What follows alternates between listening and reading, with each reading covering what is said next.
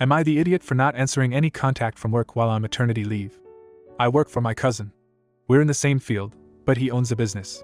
I started working for him 5 years ago and worked my way up to second or third in command at his fairly small company. I took 9 months of maternity leave, starting 2 weeks before my due date. My child is now 6 months old, meaning I am currently in my 7th month of leave, and go back to work in about 10 weeks. During the last 7 months, there's been a few crises at work. They called me and I fixed it. They should not have been doing this, due to my maternity leave, but I didn't mention it because these were legitimate crises, and most of the time it was my cousin asking. However, because I'm entering the end of my leave, I want some time completely free of work, to recharge before I have to dive back in.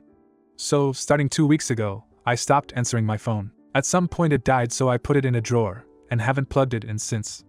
I have a landline for emergencies, a laptop to keep in touch with people, and a TV for entertainment, so I'm enjoying the break from the phone without issue. However, my cousin tried to call me about a week ago to get help with a client I handle. I had passed this client on to someone else, but something went wrong. My cousin called me to help, and because I didn't answer, we lost the client. I knew their contract was up for renewal, but I didn't think there would be any issues, so I saw no reason to check my phone. My cousin has told our family what happened. He's furious with me for not having my phone turned on when I knew that client would be up for renewal. He also says that as I had been answering my phone this whole time, I should have warned someone that I would be uncontactable. I have called the client and tried to fix it, but they've already signed on with someone else. My cousin, wanting to stop this from happening again as several more clients are up for renewal in the next couple months, has said I have to be available for the next couple months, so he can call me if there is another issue. I've said that I am on maternity leave, and therefore I should be left alone, so I will be leaving my phone off, and it's shitty of him to ask otherwise. My cousin said that I was being selfish and accused me of trying to frick him over, and my mother and aunt agree with him, saying if I don't answer my phone, there may not be a company to come back to, and accused me of taking advantage of him because he's my cousin, as anyone else would have fired me over this. I've responded that if my cousin can't run his own business without me, then he's incompetent, and shouldn't be in charge of an omelet, let alone a company. They said that was uncalled for, and told me to switch my mobile on now so he can call me if he needs to, but I'm still refusing. Am I the idiot? Edit. Why do people think I went away with no plans in place? I had 6 months between figuring out I'd need the leave and going on leave, and I spent those 6 months assigning my clients to my coworkers, bringing people up to speed on said clients, and even holding meetings where I introduced the clients to their new handlers. I worked all of this out months ago. Now, for a few comments before the update. Everyone sucks here. He shouldn't have called you on maternity leave, but you had been answering the phone all through the previous 7 months. I don't think anyone can blame him for expecting you to still be taking work calls at the end as well. You should have just made it clear at the beginning that you weren't going to take any work calls at all. Comment 2. You're the idiot. Disclaimer. No workplace should expect an employee of any kind to be contactable during any form of leave, be it annual leave, sick leave, or maternity/paternity leave. Where I think you're the idiot here though is that by not saying from the start that you were uncontactable, you created the expectation that you would be available to some degree. You should have nipped it in the bud at the beginning. It is also perfectly reasonable of you to get to a point down the line where you say enough is enough and tell them that for the remainder of your leave you will not be contactable, but to just go no contact without alerting anyone was not professional. Now, for the update. Most of you agreed that I should not be working for my cousin. I mentioned in the last post that I'd had some offers from competitors, and while most paid about the same, they required a step down in my career. A few of you pointed out that if I can earn the same money after a step down, something isn't matching up. I did some research and came to the conclusion that I am being overworked and underpaid. I also triple-checked all my notes for the last 7 months of leave, and calculated that I had worked for 87 days out of just over 200. That was where I hit my limit. I then reached out to some of the people who had made offers previously, and asked if they could give me a formal offer. 3 of them did. My favorite has fewer hours/responsibilities and more money, and they're fine waiting on me to finish up my planned maternity leave, 9 more weeks, before I start. I had a check-in day scheduled for later this month, but pulled it forward to Monday and asked my cousin and a few others to be there. I laid out all of the above. I was open to negotiating in a way that would let me stay in the company, but my cousin flew off the handle, and after that we agreed that me staying was no longer an option. As I have 9 weeks of leave left, I will hand in my notice, meaning I will not come back to work, but I will be paid for this time, as well as compensated for the leave I lost. My cousin has blocked me on everything, but his mom has called my mom, who has been yelling at me for 2 days. I've had to block my own mother.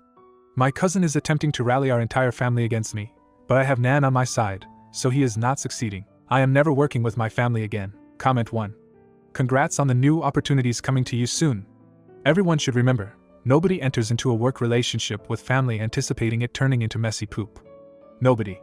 So when you think to yourself, I can't see those horror stories happening to us, just remember, either did the people in the horror stories. Comment 2, you're the idiot. Wow, you really showed your true colors in this update. Not only did you betray your cousin and leave the company hanging, but now you're bad-mouthing your own family and blocking your own mother? You're burning bridges left and right. Yes, you may have received some offers from competitors, but that doesn't excuse your unprofessional behavior and lack of consideration for your cousin's business. You claim to have been overworked and underpaid, but instead of addressing those issues in a mature and professional manner, you decided to throw a tantrum and walk away.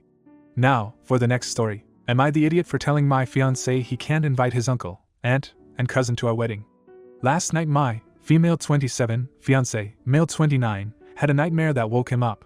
What it was about is irrelevant, so we were up talking at 5 a.m. All of a sudden he tells me that his dad started speaking to his brother, fiancé's uncle, again and that now we had to invite them to our wedding. We're on a tight budget. So tight it's unheard of in our area. So far we think we can pull it off. But we need to keep our guest list under 50 people so we're considered a micro-wedding. I've had to cut a lot of people from my side who we both love and really want there. But it's the price to pay if we want a wedding and to not just elope, so I accepted it.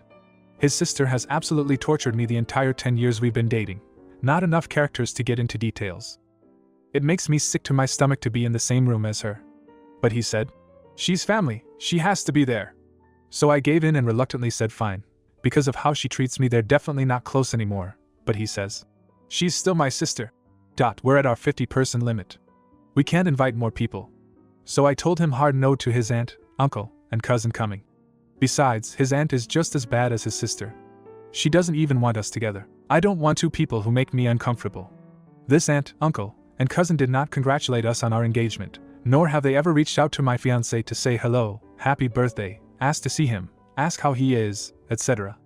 There was no fight between the uncle and his family and my fiancé's family. They just grew apart over the years. So here's why I think I'm not the idiot. I've already compromised twice. I cut so many relatives who mean the world to me and who I can't imagine getting married without, and I compromised by agreeing that his sister could come.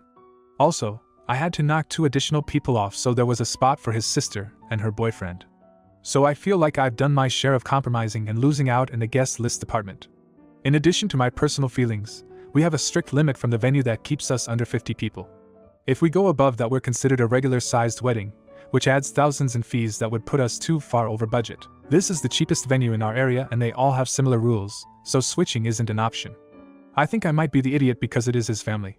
Maybe I should care less about my own feelings and cut something else. Would have to be a DJ or photographer, so we can afford to invite them? He was mad enough that he rolled away from me. We were cuddling, and didn't talk to me the rest of the night, technically morning, and he didn't wake me up to kiss me goodbye in the morning. I asked him to do that. He's not being a prick by waking me up. That's not a typical reaction from him, so I could tell he was hurt. Now for a few comments before the update. Not the idiot. Maybe talk about this again when it's not the middle of the night. Probably when he's had some time to think about it / it's not 5 a.m. he will be more reasonable. If not, then he can find some people to cut from his side if he really wants them there. Pick a time when you're both awake, fed, not drunk, ideally before 9 p.m. and then talk about it again. Turn the problem back on him. Okay, we can have 50 guests, you have these 25 people on your side, adding extra people will cost this much. What do you think is the best solution? Then the original poster responded with, I'm so glad we don't drink. Wedding planning drunk sounds like a not very good time. Haha. You're right though. 5 a.m. was not the time for this. Comment 2. Info, how many people were invited on each side? Then the original poster responded with, relative-wise I have one more persona than he does.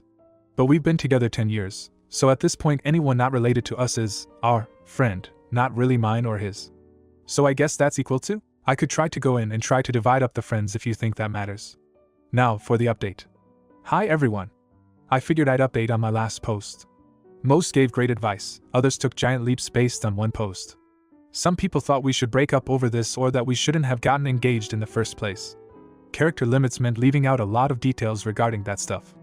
Fiancé does protect me from his sister, an aunt, and anything else in life I need protecting from. We've steered clear of aunt as much as possible, and he always defended me if we couldn't avoid her. Maybe torture was too strong of a word, but I was upset. She tells him to break up with me for being ugly and not having big enough boobs. She's told me if I loved him I'd leave. He was a big shot football player in high school and I was the nerd who ate lunch alone. Classmates, and for some reason his aunt didn't want to see us together, and apparently some of them are still stuck in high school. Having his sister in and out of my life has been my decision. She's mentally ill, and before her latest/biggest decline we were extremely close. I love her more than anything and miss her so bad it hurts. I want her to get help and get better so she can be a part of my life again. I struggle with keeping her away worse than he does sometimes. He never let her do anything or force me to do anything. I'll admit my fiancé wasn't always perfect about boundaries and such, but that was in the beginning of our relationship when we were both literally children. We've both grown since then. As I mentioned, he had a really bad nightmare, and this conversation took place at 5 a.m. when he woke up literally crying from it. And he is very much not a crier. The nightmare was about his father dying. We already lost my mother-in-law not too long ago, and the thought of losing his dad too terrified him. The comment about his aunt and uncle was one sentence he blurted out in the middle of all that. We talked about it the next evening when he got home from work.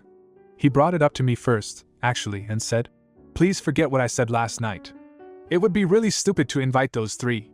I was just having a moment," and I said okay and reminded him that his dad is okay and asked if he wanted to plan a day trip to go visit. He said yes, and we went the next day and had a great time.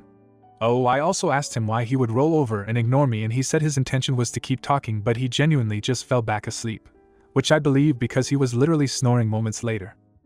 I also double-checked with him that we both agreed the guest list was even, and we do both feel that way.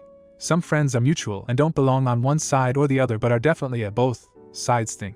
Everyone also said we should have a rule that if we want to add someone we need to take someone from our side away. We both agreed to that too. We're happy and talked it out. No toxicity or red flags here. Comment 1. Good job on talking it out. Also, everyone does/says stupid things when emotional and or super tired. Sounds like fiancé was both, if he was even fully awake, but the fact that he had a nightmare about this might mean that he is dealing with this issue on a subconscious level. Is there a way to get him, and maybe you too since you've also had to deal with these toxic people, to see a therapist and or using some mental health strategies? Mental health is important and super necessary to take care of. Comment 2. Wonderful update. People say the weirdest things in their sleep. My mom called me into her room last night to tell me to move cars in the driveway. She was thinking of an old house in NJ, I think. We only have one car and live on an acre in the sticks. You got it all straightened out and are good. Have a great wedding. If you enjoyed today's video, you'll like these ones too. Thanks for watching and see you next time.